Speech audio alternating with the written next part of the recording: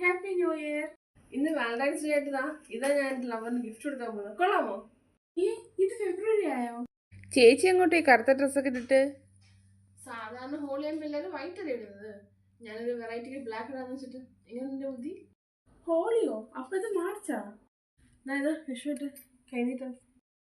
കൈനീട്ടമോ? അപ്പൊ ഇത് ഏപ്രിലോ?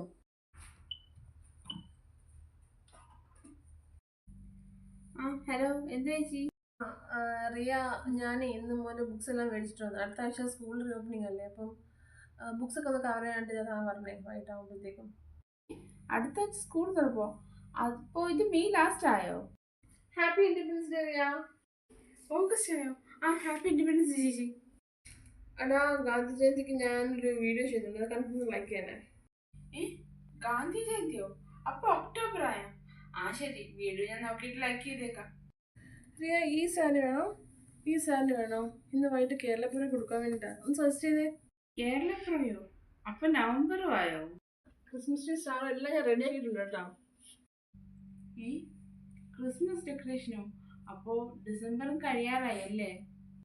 ഓക്കെ റിയ, ഞാൻ റെഡി. ന്യൂ ഇയർ അല്ലേ, നമുക്ക് ന്യൂ ഇയർ വിഷ് ഇടാം. അപ്പോൾ ഡ്രസ്സ് ഇട്ടോ? ഓക്കെ, ഡ്രസ്സ് ഇട്ടു. നമുക്ക് പറയാം.